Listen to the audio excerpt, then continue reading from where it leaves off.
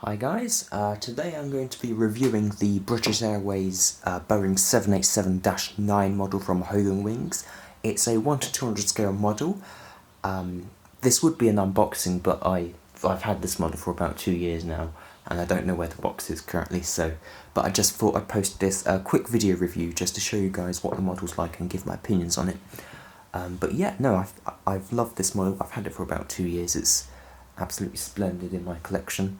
But yeah, let's start up the front on this side. So if I just move the plane and zoom in.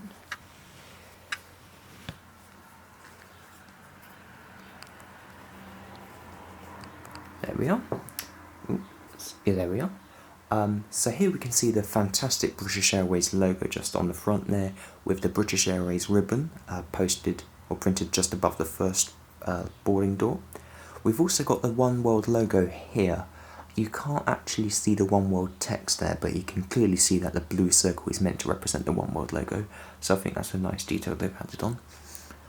We can also see the short registration at the bottom here, BKA, on the nose landing gear door, and we can see all the front windows at the front here.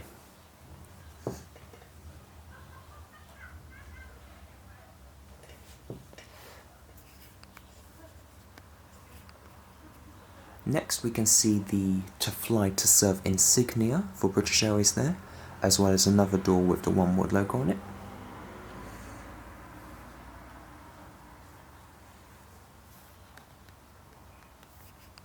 We've also got the Rolls-Royce engines here, which is really nice, I think. They've got the Rolls-Royce logo on there, and I think they've got the sawtooth pattern at the end here of the engines. I forgot what they're actually called, but yeah, the sawtooth-like pattern there, which I think is a really nice detail they've added on.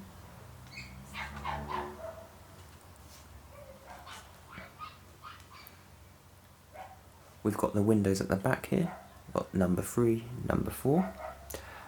We also see we've got the Royal Mail logo here as well, and that's because I think British Airways are an official carrier for Royal Mail cargo, so it's a nice little detail they've added onto this model. And then we've got the full registration there as well, Golf Zebra Bravo Kilo Alpha, and then we've got a little cargo door there as well. I think that's a cargo door. Maybe someone can correct me if it's something else.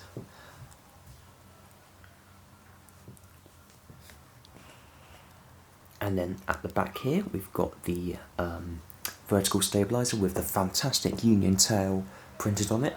And then we've got the short registration at the top here, BKA. I think this is very elegant. Next I'll show the APU. So they've done a little black dot for the APU surrounded by some metallic coloured paint just on the end of the fuselage there, which I guess is quite nice. But now if we move on to the other side,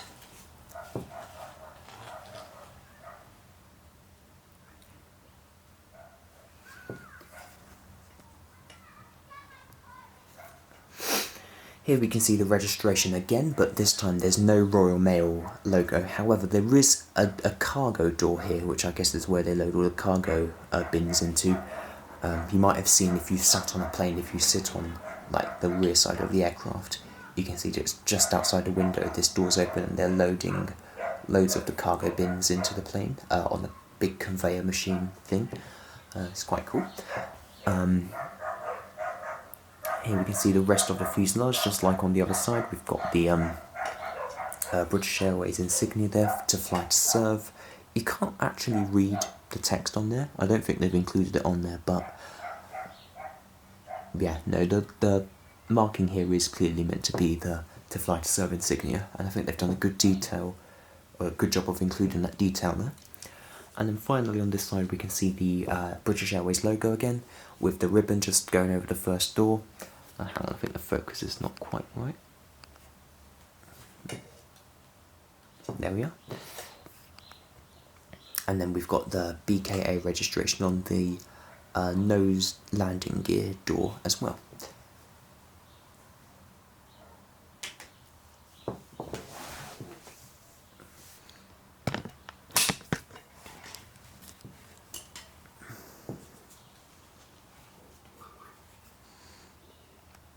So moving on to the cockpit, we can see the cockpit windows here. They've actually done a really good job of including the cockpit windshield wipers as well, just between the middle windows there. So we can see the windshield wipers, just the black lines there. We've also got the short registration, BKA, just above the cockpit windows. And we can see the emergency escape hatch that the pilots use in emergency, just above the cockpit windows on our left. There's no sort of pitot tubes or sensors on here.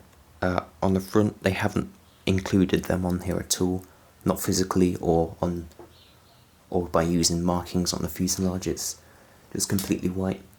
You might find that on Hogan wings they don't tend to include them, but on the more expensive model brands such as Gemini jets, they do have the sensors and ailerons and stuff physically on the fuselage, but not on this case, not on this model.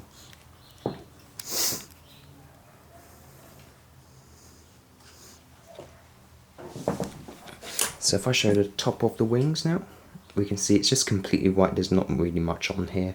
We can see the little silver printing on the leading edge of the wing at the end there, and you might just be able to see the lights they've got as well on that silver part. It's meant to be the lights on the end, and we can see the headlights there as well. You might just be able to see that where the wing goes into the fuselage, you can see that they've got a little marking for the light that faces forward, so the pilot can see where they're going.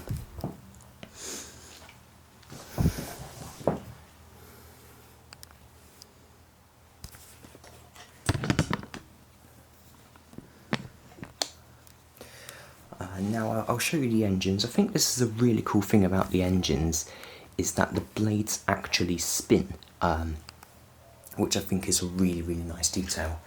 And so I'll just get a tool here, and you might be able to see that if I just poke this into the engine, you can see that the turbine blades do spin quite nicely as well, very, very friction free. So that's a really nice detail they've added on. Absolutely love it. And then for the other engine, that clearly spins as well.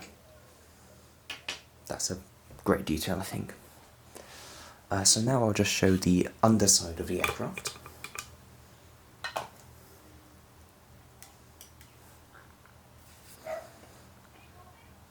So this is the nose again. We've got some markings there for the where the landing gear goes into the fuselage when they retract the landing gear. Some markings there. We've got another cargo door here.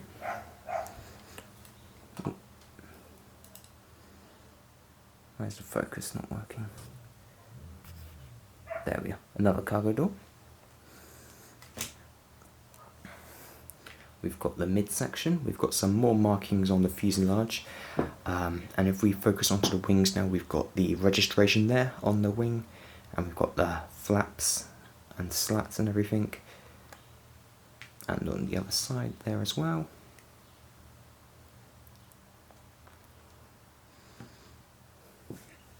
And then finally at the back of the aircraft, we haven't got much here, but I think that they've done a good job of keeping the paint quite sharp. If you get certain models, like the really cheap ones, you find that the paint's actually not very sharp and it's actually quite blurry. But here I think they've done a good job of keeping it quite sharp.